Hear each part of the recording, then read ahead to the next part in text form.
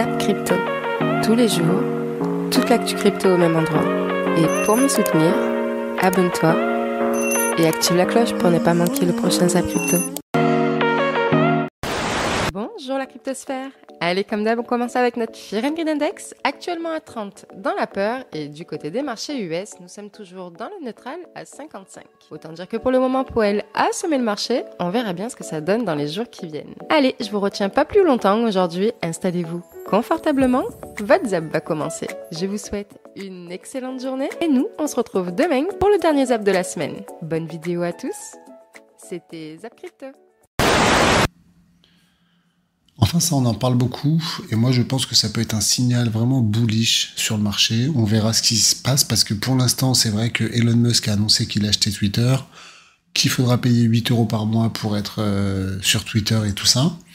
Je pense que potentiellement, ça peut aller beaucoup plus loin que ça. Souvenez-vous, n'oubliez pas qu'en mars, avril 2021, c'est un peu lui, d'une certaine manière, qui a lancé le bear market, en annonçant qu'il acceptait le Bitcoin, puis en faisant retour arrière quelques semaines après. Peut-être que c'est lui qui va peut-être vraiment booster, dynamiter le secteur crypto. Pourquoi ? Parce que grosso modo, les cryptos, le Bitcoin, pourrait trouver dans le nouvel, c'est un article des Échos, dans le nouveau Twitter d'Elon Musk, un relais de croissance et d'innovation. Il peut compter sur le soutien de Binance, première plateforme mondiale de crypto. Après, je pense exactement la même chose c'est que les revirements d'Elon Musk sur le Bitcoin et Dogecoin incitent à la prudence. Après, ça peut être vraiment ultra bullish.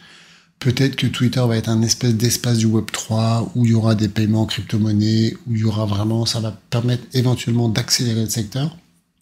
Le connaissant, pour moi, c'est un visionnaire, c'est quelqu'un qui prend des risques.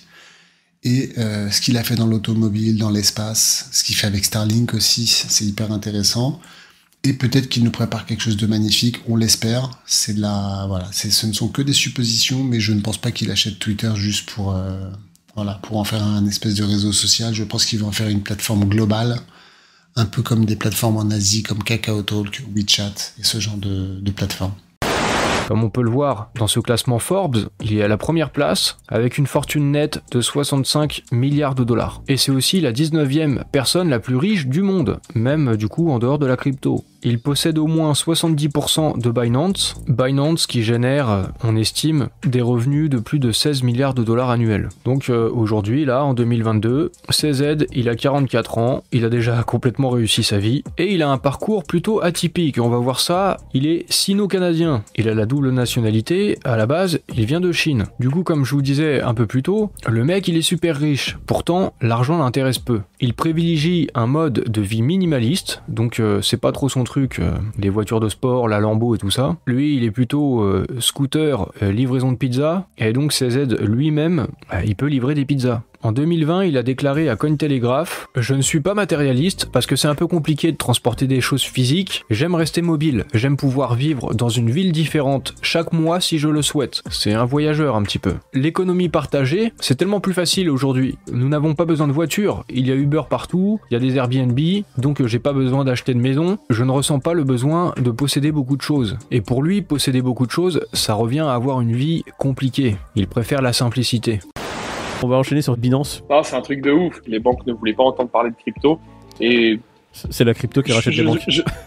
Ouais, en fait, je serais pas étonné que d'ici, 2-3 ans, lors du prochain bull run, les banques démarchent. Pourquoi pas certains exchanges en mode on peut bosser ensemble, s'il vous plaît, parce que nous, on n'y connaît rien. On est réfractaire depuis 15 ans, mais bon, on a évolué, on a changé notre fusil d'épaule. On n'a pas les moyens de se passer de ces clients-là quelque part. Faut pas déconner, quoi. On est quand même là pour gagner de l'argent. On ne sait pas de quelle banque il s'agit encore, mais juste la démarche, elle est folle. C'est carrément ce que tu disais, David. On sait très bien que les banques, elles n'ont jamais été ouvertes vis-à-vis des cryptos.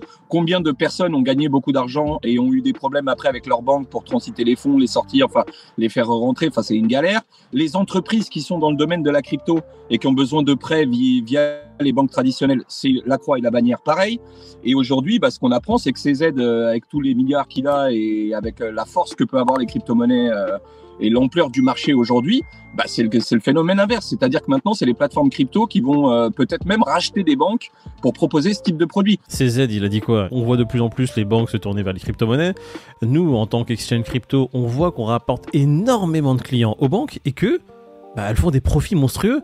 Et c'est juste poser la question, je fais, mais pourquoi ce serait pas ma banque à moi? Qu'est-ce qui m'empêche d'avoir une banque et justement de faire monter ma propre banque? Pourquoi je ferais pas plus de profit?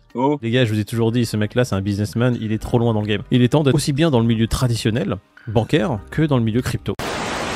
JP Morgan fait ses premières transactions sur Polygon avec AVARC, qui est le truc pour les pros dans lequel il faut faire des KYC pour être identifié, pour justifier que vous ne faites pas du money laundering, là, du lavage d'argent. Donc JP Morgan envoie la thune, puis Polygon prend 10%. Le sharding, c'est prévu pour 2023 selon le site officiel d'Ethereum, ethereum.org. Mais par le passé, Ethereum a toujours privilégié la qualité et la sécurité de ses mises à jour, quitte à repousser les deadlines. Donc par mesure de précaution, je dirais entre 2023 et 2025 pour le sharding. Voilà à quoi ça ressemble graphiquement. Le sharding consiste à diviser une base de données horizontalement pour répartir la charge. On a la chaîne principale ici appelée Beacon Chain qui va coordonner tous les shards qui sont des couches successives de données. Dans le contexte d'Ethereum, le sharding fonctionnera en synergie avec les rollups qui sont la solution de Layer 2. On a par exemple Optimism, Arbitrum, zkSync, etc. Les rollups permettent aux dApps de regrouper ou de roll-up les transactions en une seule transaction off-chain, de générer une preuve cryptographique, puis de la soumettre à la blockchain principale. Ça réduit les données nécessaires pour une transaction. Si on ajoute les rollups plus le sharding, on obtient 100 000 transactions par seconde. Si vous n'avez pas vu ma vidéo sur les rollups, je vous invite à la regarder juste ici. Alors, comment ça fonctionne le sharding? Je vais prendre un exemple simplifié qui est le sharding par échantillonnage aléatoire. C'est la version la plus facile à comprendre, mais c'est pas vraiment ce type de sharding qui sera utilisé par Ethereum, car il utilisera le dank sharding, j'en reparlerai un peu plus tard dans cette vidéo. Bon, dans notre exemple, on a 10 000 validateurs et 100 blocs à valider. Le sharding va répartir aléatoirement le travail de vérification.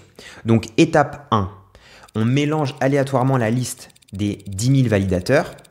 Étape 2, on assigne la vérification du premier bloc aux 100 premiers validateurs qui ont été choisis aléatoirement.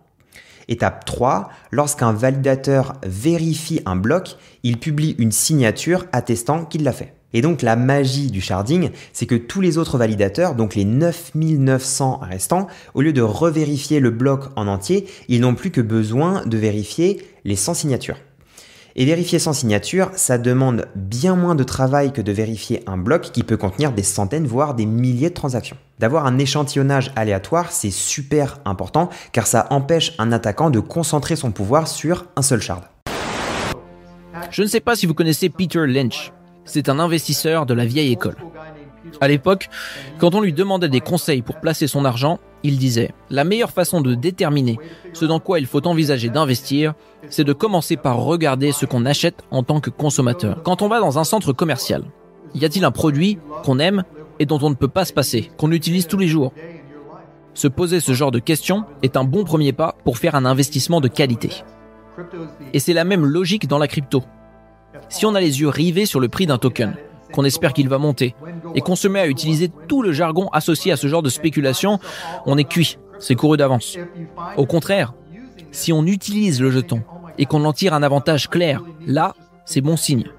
Tout comme quand on pense au début du smartphone, où certaines applications ont prospéré parce qu'elles étaient tout simplement plus utiles que d'autres. Y a-t-il une ou plusieurs applications qui, à mes yeux, changent la donne et pourraient potentiellement changer le monde? C'est dans ces tokens que je veux investir, parce que je leur trouve une utilité. Je vous l'avais annoncé dernièrement, on a les ENS version Telegram qui arrivent, donc les noms de domaine. Du coup, là, pour le coup, ça s'appelle des noms d'utilisateurs. Et bah, ça y est, du coup, Telegram a sorti sa blockchain, donc la blockchain tonne, et le premier nom d'utilisateur a été vendu donc pour 900 000 tonnes. Donc ça fait, ça pèse beaucoup, 900 000 tonnes, non? Ça fait environ 1,4 million de dollars, donc excellent. En tout cas, on a un article de, c'est où? Je l'ai perdu. Oh non, je suis dépassé. Je suis dépassé par les événements, les amis. Voilà, ici, le journal du coin. On a un article, du coup, sur le journal du coin qui explique un petit peu tout ça, donc ça va se faire de plus en plus, je pense. Je pense qu'il y a un gros marché. Bien sûr, ce ne sont pas des NFT, c'est news mi-chemin NFT, mi-chemin Web3, mais en tout cas, je pense que c'est l'avenir. Telegram, c'est quand même un réseau social très, très utilisé. Du coup, voilà, on se dirige lentement, mais sûrement vers tout ce qui est nom de domaine, NFT, tout ça, et du coup, on va dire blockchainisation de cet outil. On est toujours en train de parler de Mika. Ça, c'est dur, hein, Mika. Les influenceurs crypto pourraient faire face à des accusations de manipulation du marché, évidemment. Évidemment, si on a des réglementations qui sont un petit peu plus dures, ça peut craindre pour certains. Hein. Je me sens pas dans le lot du tout, moi. Hein. Sincèrement, je me sens pas dans le lot parce que je pense que je fais toujours très attention et je dis toujours aux gens qu'il y a deux niveaux, etc., etc. Et le problème des influenceurs, c'est que bon, il y en a beaucoup qui sont extraordinaires. Hein. Il y en a plein, je peux pas les citer. Il y en a trop à citer. Puis il y en a d'autres qui sont un peu moins extraordinaires. Et le problème, il y en a qui connaissent bien leur boulot, il y en a qui ne connaissent pas. Donc c'est compliqué, pas d'être influenceur. Influenceur, c'est pas compliqué. À la limite, on dit à des gens quelque chose, les gens nous croient. Bon, ça me paraît un peu, voilà, assez simple ça. Mais en réalité, c'est sur sa profession, sur ce qu'on fait. Alors évidemment, nous, on est dans un domaine de finance et il faut qu'on soit conscient de ça. Tous les gens qui veulent être influenceurs. Moi, je suis pas influenceur parce que j'ai presque personne, donc c'est pas un problème pour moi. Mais pour ceux qui ont beaucoup de gens, il faut toujours se mettre dans la tête qu'on peut, avec les paroles, avec ce qu'on dit, avec des choses sur lesquelles on est certain, et c'est pas parce que nous sommes certains de quelque chose que la chose va se produire. Hein. Il faut toujours être conscient de ça. Donc il faut toujours mettre des réserves. Et effectivement, dans quelques temps, ça fait partie des régulations. On sait que les régulateurs essaient de protéger. Moi, je suis contre des régulations qui sont extrêmes. Mais je suis pour des régulations, parce que s'il n'y a pas de régulation, mes amis, il n'y a que des voyous partout, malheureusement. Et dans ces cas-là, tout le monde perdrait son argent. Et si tout le monde perd son argent, imaginez, s'il y a trop de monde qui perdent leur argent dans un système comme l'autre qu'on adore. On adore les blockchains, on adore toute la combinaison des blockchains, on adore la DeFi, qui fait partie intégrante de ça. Il peut y avoir quand même des blockchains et tout un système blockchain sans DeFi. Et sinon, on ne veut pas que notre système de DeFi, la finance décentralisée, disparaisse, eh bien, il faut qu'elle se réglemente un peu toute seule. Elle arrive à s'auto-gérer, on va dire, d'une manière intelligente. C'est ce que je souhaite, parce que dans ce système-là, il y a énormément de gens très brillants, je le vois à longueur de temps, et donc ça, c'est génial. Et sinon, il faut qu'elle soit aussi régulée un petit peu par d'autres personnes, peut-être. Alors évidemment, qu'on n'est plus, comme on dit, dans un système décentralisé. Ça devient très compliqué, nous sommes bien d'accord, Mais en tout cas, il faut faire, nous, très attention à ce qu'on dit. Dès qu'on diffuse quelque chose, que ce soit en petite quantité comme moi ou en grosse quantité, pour certains, il faut faire quand même très attention à ce qu'on dit. Et il y a des gens qui sont sensibles. Si on leur dit oui, ça va partir en l'air, il va tout miser à son argent pour tout perdre. Ça, ce serait grave, mes amis. Moi, je comprends qu'il y a un petit peu, justement, qu'on fasse attention à ça, en tout cas. Voilà. Je sais que ça va pas plaire à tout le monde ce que je dis, mais bon, c'est comme ça. Dans un monde où tout va bien, a priori, le français moyen n'a pas besoin de Bitcoin. Ça marche très bien, le virement instantané, ou avoir un compte bancaire, ou avoir des crédits, etc., etc. Et on a cette alternative, qu'est Bitcoin, et qui est là pour donner la possibilité, si on perd confiance dans le système, d'avoir une porte de sortie. Et de dire, voilà, moi je pense que le système fonctionne bien si tout va bien. Cependant, mon avis, c'est que tout ne va pas forcément aller bien, donc je mets une partie de mes œufs dans un autre panier. Et aujourd'hui, cette alternative, en dehors de Bitcoin, on ne l'a pas. Donc on est obligé d'être tous nos œufs dans le même panier, et c'est ce qui fait que, en fait, on est le doigt dans un engrenage qu'on ne peut pas arrêter. On l'a vu pendant la pandémie, c'est que quand tout est fermé, tout le monde est chez soi, les avions sont par terre, il ne se passe rien, il n'y a jamais eu autant de monnaie. On ne peut pas sortir de ce système sans voir un effondrement généralisé. Donc on est obligé de remettre un peu plus de gaz à chaque fois dans le moteur, sinon ça s'arrête et on n'a pas envie que ça s'arrête. Donc on a besoin de cette alternative parce que pour les gens qui pensent que c'est allé trop loin, que le système a déraillé, qu'à un moment donné, c'est pas normal qu'on ait doublé ou triplé la masse monétaire alors que l'économie était à l'arrêt, on a besoin de cette alternative qui, sur un modèle concurrentiel que les libre-échangistes aiment beaucoup, normalement, l'alternative et la concurrence permet effectivement, et c'est ce que nous a dit Michel tout à l'heure, comme cette alternative existe, on est obligé de se moderniser et de proposer quelque chose de plus résilient et de plus efficace. Pour rebondir sur l'allusion vers le Liban, effectivement, tout l'écosystème bancaire il s'est effondré, la valeur de la monnaie elle s'est effondrée, pas autant que le Venezuela. Le Liban, c'est l'un des pays au monde qui a le plus de stocks d'or, déjà par habitant et dans sa banque centrale. C'est-à-dire que le Libanais, il a le plus d'or par habitant au monde. Et ça fait que l'écosystème au Liban, il a survécu, mais vraiment juste survivre, grâce à un système non bancaire. On ne pouvait plus accéder à notre argent aux banques, ni en dollars, ni en livres libanaises. Et si on pouvait accéder à la livre libanaise, ça ne valait plus rien. Donc, on va pas, je ne pense pas qu'on va aller jusque-là, enfin c'est mon avis, hein, on ne va pas aller jusque-là en Europe pour plein de raisons. En revanche, le haircut, ça veut dire que si vous avez plus que 100 000 euros à la banque, bah, ça ne vous appartient plus. Tout ce qui est en dessous de 100 000 euros, vous pouvez commencer à retirer 200, 300 euros par mois. C'est des scénarios, je ne veux pas dire qu'on va arriver à ça en Europe, mais cette logique-là est possible. Il y a une probabilité que ça arrive. Chypre est en Europe et on a déjà eu ça à Chypre. Donc, voilà, je parle en France, je parle en zone euro complète. Il y a un risque. Et donc, le sujet de la MNBC a à voir avec ce risque. C'est avoir à mettre en place une monnaie retail dans la poche de tout le monde, à un plafond. Donc, au Liban, c'était par exemple 200 euros par mois. C'est rien, hein. C'est rien. J'ai des amis qui ne pouvaient plus acheter du lait infantile ou des couches pour leur bébé, alors qu'ils sont banquiers, avec leur salaire de banquier. Ils avaient leur Hummer, leur voiture 4x4 qui coûte énormément cher, ils vendaient des cerises à la rue. C'est comme ça, c'est énorme. Donc je ne pense pas qu'on va arriver jusque-là. La MNBC, elle a pour but d'avoir une monnaie dirigée. Ça veut dire qu'on puisse programmer la monnaie pour la donner dans un secteur, vous contrôlez où est-ce que vous pouvez la dépenser, un peu. En revanche, elle sera rémunérée jusqu'à un plafond. On peut avoir un taux d'intérêt positif, ou négatif, très difficile à avoir aujourd'hui en Europe, mais un taux d'intérêt sur la monnaie jusqu'à un certain plafond pour que les gens ne courent pas à sortir de la banque, de la monnaie électronique commerciale et aller vers la MNBC. Donc c'est un équilibre incroyablement difficile. Les banques centrales y travaillent depuis plus de 5 ans. Ils vont sortir probablement l'euro digital, probablement en 2024-2025.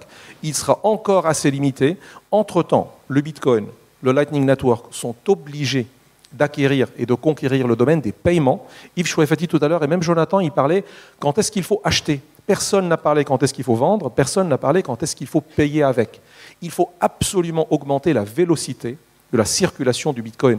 Sinon, la promesse de réserve de valeur, elle vaudra zéro. Ici, ce jeudi, Christine Lagarde estime qu'une récession économique dans la zone euro ne suffirait pas à maîtriser l'inflation et invite la Banque Centrale Européenne à continuer de relever les taux.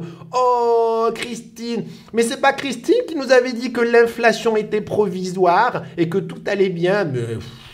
Franchement, je suis dépité, je sais même plus quoi dire face à autant en fait, d'incompréhension. C'est ça vraiment le mot, incompréhension, dans le sens que vous êtes les élites de la politique financière européenne et on a l'impression que vous comprenez rien ou autrement dit que vous ne manipulez rien, que vous n'avez la main sur rien, quoi, que vous ne gérez rien, que vous êtes là tout qu'est-ce qui se passe, on ne sait pas qu'est-ce qui se passe. Parce que pour baisser les taux directeurs jusqu'à zéro pendant moult années et imprimer du pognon à gogo, ça, il n'y a pas de problème. Mais dès que les ennuis arrivent, qu'est-ce qu'on fait là? On fait quoi? Au bout de 8 mois d'inflation, va peut-être falloir commencer à lutter contre l'inflation.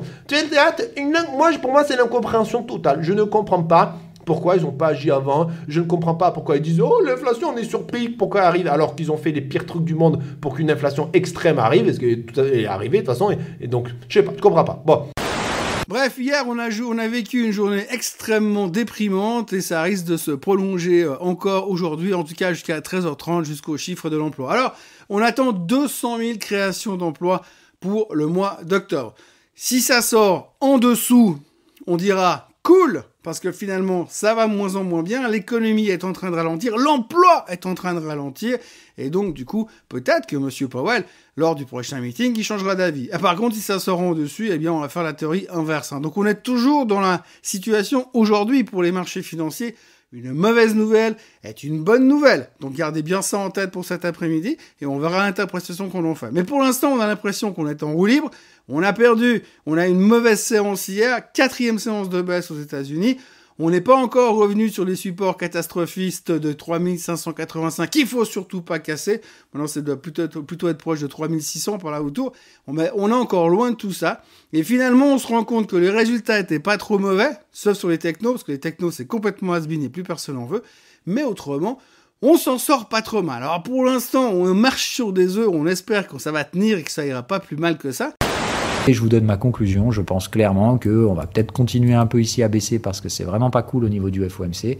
Mais à mon avis, on va ranger ici. Et dès qu'on va avoir des chiffres plutôt confiants, donc par les chiffres confiants, j'entends ceux qui entérinent la probabilité de monter à du 5,75.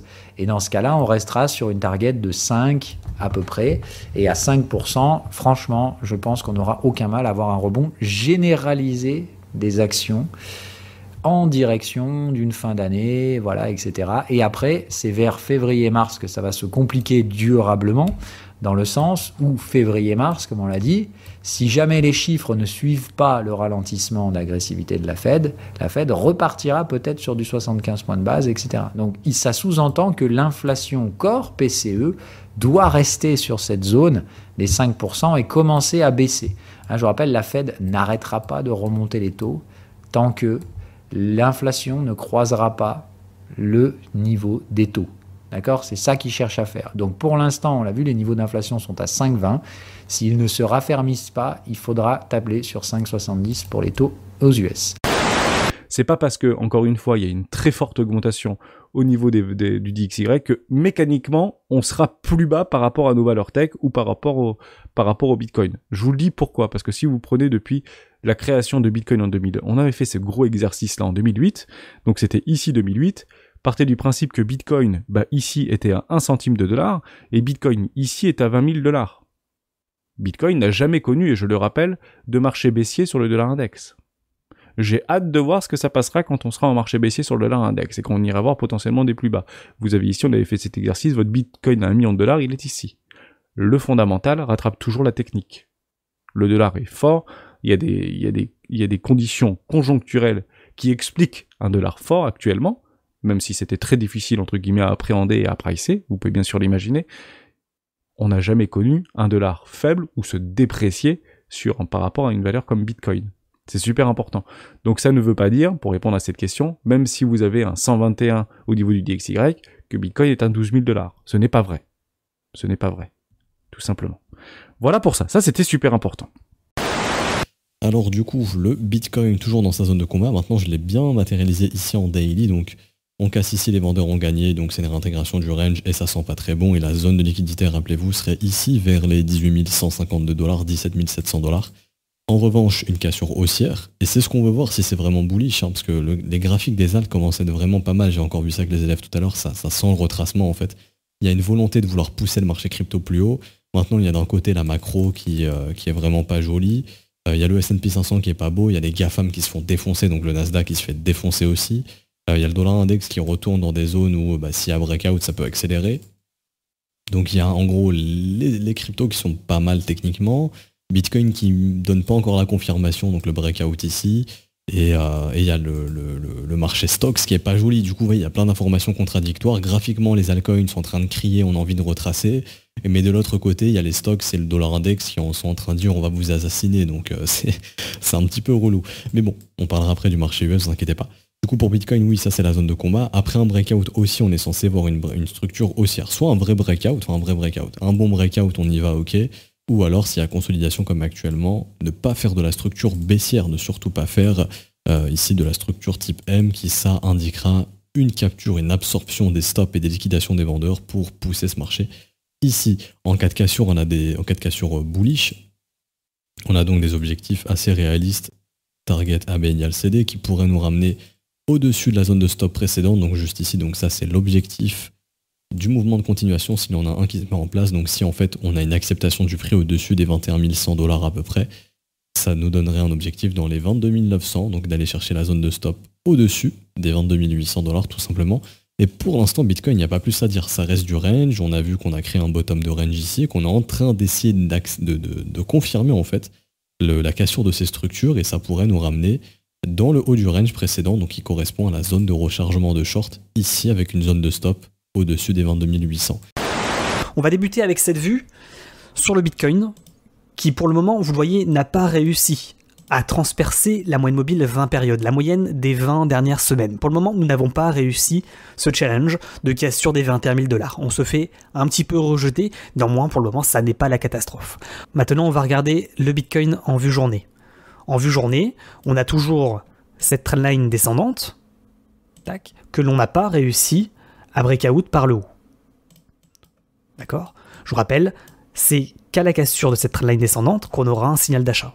Pour le moment, effectivement, sur le Bitcoin, il n'y a pas de signal d'achat. On est toujours sous ce support qui est devenu résistance.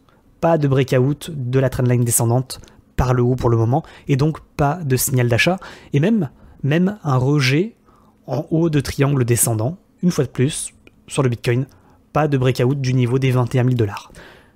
Donc effectivement, si on devait breakout les 21 000 $ dans les jours à venir, ce serait un signal extrêmement positif pour le Bitcoin et pour les cryptos.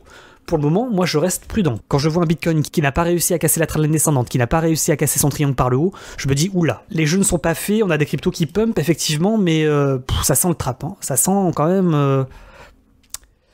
Il y a un truc qui tourne pas rond, hein, quand même, il faut le dire. Là, en ce moment, on serait, je pense, supposé avoir atteint un certain bas de marché. Mais encore, je prends ça avec des très grosses pincettes parce que si on prend le contexte actuel à l'extérieur, eh bien, on le sait que quelque chose qui pourrait arriver de grave, ben, ça pourrait avoir un impact assez majeur sur les marchés. Donc, c'est pour ça que je me garde une gêne par rapport à tout ça. Moi, je me fie à ce que je vois sur les charts, je me fie à ce qu'il y a sur le marché, excluant un peu ce qui se passe en Ukraine. Et si éventuellement ça deviendrait plus grave, ben là, il faudrait peut-être réviser un petit peu nos stratégies. Mais pour le moment, je me dis, j'en avais jamais vraiment abordé sur la chaîne, mais je me dis que pour le moment, eh bien, ça n'a pas nécessairement eu autant d'impact qu'on aurait pu le croire et que finalement, la baisse qu'on subit depuis les dernières semaines, eh bien, c'est simplement dû au fait qu'on est dans un bear market. Aussi simple que ça, cycle bear market. Donc, on verra bien qu'est-ce qui se passera au courant des prochaines semaines. Évidemment, je ne souhaite pas qu'il arrive rien de grave, mais on ne sait jamais, évidemment, dans ce monde de complètement dingue.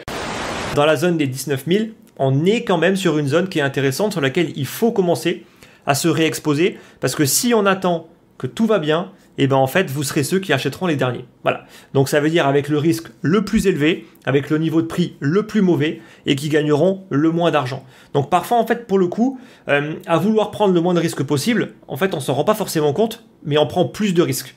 Il vaut mieux acheter un Bitcoin à 19 000 quand on a l'impression que c'est risqué en fait de rentrer, alors que pas vraiment. On a un ratio qui est excellent en rentrant à 19 avec un stop par exemple à 17 500 pour jouer justement cette phase de rebond, plutôt que de vouloir attendre les 30-35 000 $ pour se dire ah c'est bon, pour le coup c'est bon, on a le pivot de la Fed, le dollar est en train de baisser et on va rentrer à 35-40 000 $, alors que pour le coup on va prendre un risque démesuré parce qu'on aura toujours un potentiel de baisse qui sera pour le coup hyper important. Et on va surtout acheter plus de 2 fois plus cher qu'à une personne qui avait lui un ratio beaucoup plus intéressant. Donc de nouveau, cette perception du risque, elle est extrêmement importante. Alors maintenant, oui, je sais, on va me sortir les excuses classiques, mais on adore se trouver en fait des excuses. Oui, mais la macro. Alors ça maintenant, on le voit tout le temps. Oui, mais la macro est mauvaise. Oui, mais les taux d'intérêt. Oui, mais l'inflation. Oui, mais en fait, ce qu'il faut comprendre, c'est qu'à chaque fois qu'on est sur une zone de point bas, on a 15 000 excuses pour nous dire oui mais, oui en fait moi je veux bien, mais comme j'ai pu vous le dire en fait tout simplement, c'est quand personne ne veut investir qu'on tape un point bas. C'est quand tout le monde jeudi ça ira plus bas qu'on tape un point bas. Donc quand tout le monde vous sort oui mais la macro, posez-vous des questions. Voilà, de nouveau ça veut dire qu'on est plus proche d'une zone de point bas pour le coup en fait que sur un début de mouvement baissier. On est quand même sur un mouvement baissier qui dure maintenant depuis quasiment une année et de nouveau il faut dézoomer, se rendre compte en fait de la baisse qu'on a eue et se rendre compte qu'aujourd'hui on devrait plus se concentrer à essayer en fait de se repositionner plutôt qu'à essayer en fait de vendre le marché. En tout cas si on a une optique à moyen long terme. Maintenant si on fait du court terme, on peut toujours jouer sur les deux tableaux sans aucun problème. Et enfin l'Ethereum pareil, il est toujours à l'intérieur de son long range et regardez on était rejeté pile en fait sur ce niveau de résistance que j'avais tracé dans ma dernière vidéo. J'avais dit qu'ici on avait une zone de résistance très importante qui correspondait à la Tenkan Weekly. On a celle-ci aussi, donc pour l'instant on est entre deux Tenkan Weekly. On attend de voir si on parvient à casser par le haut ou par le bas. Si on casse par le bas, la Tenkan Weekly ici qui forme un plat, eh bien risquerait de rejeter le prix vers un nouveau plus bas et de faire casser le nuage par le prix. Si on recasse déjà la Tenkan Weekly ainsi que la Kijun ici, pour moi il y aura de fortes chances d'aller chercher les 1000 $ à nouveau qui correspondent au bas du range. Maintenant si on parvient à casser cette Tenkan Weekly ici aux alentours des 1321 $, eh bien on pourra aller chercher le haut du range et donc le bas du pattern ici aux alentours des 2000 $. Personnellement, on reste toujours sur des plus hauts de plus en plus bas, et du coup, tant qu'on ne repasse pas au-dessus de ce niveau à 1797 $, personnellement, je vois plutôt le prix retourner chercher les 1000 $, puis ensuite les 762 $, si jamais on casse le range par le bas. L'actualité suivante, elle concerne Stephen qui nous tease un projet avec ASICS. Tout simplement, voilà, la célèbre marque de chaussures de sport va lancer un nouveau partenariat avec Stephen, puisqu'on le sait, ils l'ont déjà fait, ils ont déjà fait un partenariat, ce qui était tout simplement de sortir des chaussures, des sneakers de la marque ASICS dans l'application Stephen. Mais là, ici, il s'agirait d'autre chose. Alors, c'est assez mystérieux au moment où je tourne la vidéo, puisqu'on n'a pas plus d'infos que ce teasing-là. Et on peut suivre ce site-là. Et si on clique dessus, eh bien, ça nous mène sur cette page. Alors là, on voit que c'est un partenariat avec ASICS, Solana Pay et Stephen. Donc, on pourra visiblement payer en Solana. Et on voit ici la mention Global Shipping, ce qui est très intéressant puisqu'il y a fort à parier du coup qu'il s'agirait non pas de chaussures virtuelles à acheter cette fois, mais de vraies chaussures ASICS qu'on pourrait payer en Solana. Donc moi je pense qu'on tend vers ça, que ce sera tout simplement une collection de chaussures ASICS qu'on pourra recevoir de façon physique chez nous. Alors est-ce qu'elles seront associées à un NFT dans Stephen ? Je pense, parce que sinon le partenariat n'aurait pas lieu d'être. Donc je pense cette fois-ci qu'on partira sur des chaussures physiques avec leur homologue virtuel. Mais à voir, en tout cas, on sera plutôt assez vite fixé, puisqu'ils ont dit qu'ils donneraient plus d'informations lors de la Solana conférence qui se passera à Lisbonne du 4 au 7 novembre. Donc on devrait être assez vite fixé. Je vous tiendrai évidemment au courant dans un futur épisode d'Actu Blockchain Gaming. La dernière news du jour concerne une découverte. Ça concerne le jeu Monster Galaxy qui est passé un peu inaperçu et pourtant je pense que c'est un bon projet. C'est un projet qui est sorti donc en version bêta le 31 octobre, donc c'est tout récent et il y a pas mal de récompenses à avoir en étant early adopter. Le jeu ressemble beaucoup à un Axie-like au niveau des combats et après c'est le système, vous savez, d'XP de personnages qu'on aime bien. C'est un truc un peu pour casu, mais si vous voulez tryhard et passer beaucoup de temps, vous pouvez aussi. Du coup ça convient à beaucoup de monde. Du coup donc voilà, donc c'est backé par Animo Club Brands, ça marche fort et du coup tous les liens en description pour ceux que ça intéresse. Rien d'autre à dire particulièrement sur ce projet-là, j'ai pas encore testé. Mais je pense qu'il y a tout pour que ça marche, donc du coup vous m'en direz des nouvelles si vous testez bien sûr. Alors, ce zap t'a plu ? Dis-moi en commentaire quelle est l'actu qui t'a le plus intéressé. Et si tu as manqué les actus d'hier, retrouve juste ici le zap crypto de la veille.